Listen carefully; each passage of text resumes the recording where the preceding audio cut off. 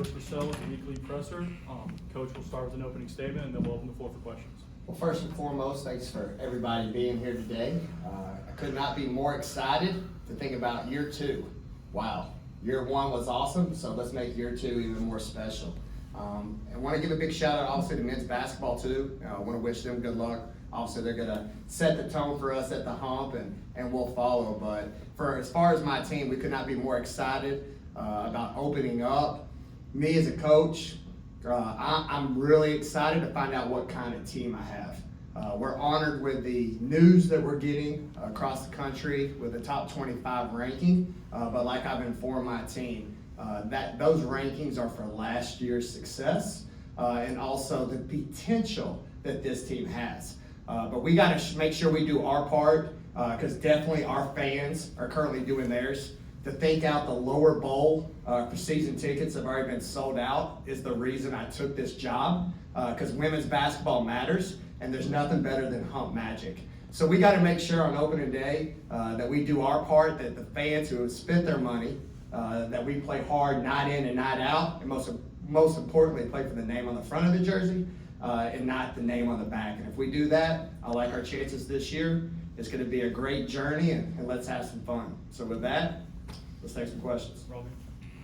Coach, we talked a few weeks ago to you about the new faces that you have and all that, and you've spent a lot of time with them the last few weeks. Obviously, do you feel like some roles are starting to kind of come to the surface for the group, and people are starting to figure out what their role is going to be this year? Yeah, 100%. I definitely think some new roles are occurring, but I will say this: we need some games really quick because there's nothing but better than live opportunities. I have a gauge with what's happened. We've had 2 closed exhibitions, so I've got a little taste. I've challenged my team in some areas because, as you can imagine, we've talked about some great individuals, but I'm all about putting a great team together. So who's willing to take on roles that they didn't have at their previous school? What newbies can come in and handle the bright lights? And then what of our returners who have that DNA about them can step up in year 2 and provide that same magic they did in year 1? And the only way to those questions is we'll find out when the lights turn on. Jack. I just want to know, going into the season, how much of an idea do you have of what your rotations want to look like, and can that change, game to game based on matchups and things like that? Yeah, I'm definitely, right now on opening day, that's what we're working on this week. Chemistry is a big thing for me, as you can imagine, with so many newbies. Obviously, we have 5 returners, but 7 newcomers. So I was committed to this week trying to establish some chemistry with about a 10-person rotation. But I told each one of my young women that's not set in stone.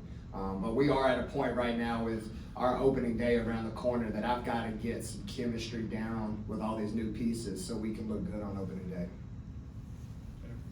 In these exhibitions, Coach, have you noticed anything early on that this team needs to improve on out of the gate? Oh yeah, we better be 4 quarters. I'll tell you that. As excited as our fan base is and as excited as I am, we've got moments of ooh-wee, okay? I mean, we can put up points fast, but we also have some moments of ooh-wee, we ain't playing defense, okay? So we better figure it out really quick that if you want to win, you better be able to play 4 quarters because the people that we're playing on this year's schedule, some of these schools might not sound like big-time names, but those who know the women's game, they're winners. All right, and they're winning programs with a winning culture. So we got to make sure we show up night in and night out to give ourselves a chance to win. Coach, you mentioned Hump Magic in your open. The building's going to look a little bit different this winter. How excited are you about those renovations, and what are the fans in for when they come in next week? Yeah, well, first and foremost, I'm going to answer it for me. I mean, you think back, I'm going on year 2. I don't know the hump without a fence. I'm serious. If you remember, obviously the season ended, 2 years prior. I get named the coach, but I didn't come until after that Final Four run at Louisville, where men and women's basketball season was done. So there was a fence around it. So I've never seen nothing else. So when they took that fence down this week, I'm probably like every other fan because baseball's facility is one of the best in the country. And when you pull up off the street, it is absolutely beautiful. So the commitment by the university to match that look, even the paint, and the brick and the windows. It just gives an awesome feel, especially as it's the entryway to the university. So when the general public, a fan or a possible student, that's their first image of Mississippi State, and I'm glad it has to be the Hump. So I know our fans are excited. I want to give a special thank you to them, because I know last year I really begged that, hey, we'll find a door, we'll find a gate, we'll find some way to open it up, just work with us, because I knew parking was an issue. So hearing the people as I go to dinner, and we joked about this, Robbie, the people honking at me and rolling down the windows, telling me good luck, they also tell me thanks for the new parking spots. So yeah, we're all excited together. You talked a bit about the schedule y'all have in the non-conference here. What'd you learn from year one of kind of building a schedule, and how'd you kind of use that into building this year's schedule? What do you like about it? Yeah. So it's hard with I'm gonna be honest, in college landscape, we got one more year of COVID. All right, so scheduling is the $1 million question, because what everybody has to understand, we have to do it so early. So when I got here, it was undone. I knew we needed success. So I put opponents on there that we had to get the program back in order to get to the NCAA tournament, which we did. But to your question, I learned you barely got in. And I don't know about you all, but I don't like barely getting in. All right, my goals for this year and our team is obviously have the talent, so they need to be tested. And if we handle the test, my goal is to be a host for the first or second round, because in women's basketball, like I educate everybody, it's different than men's basketball.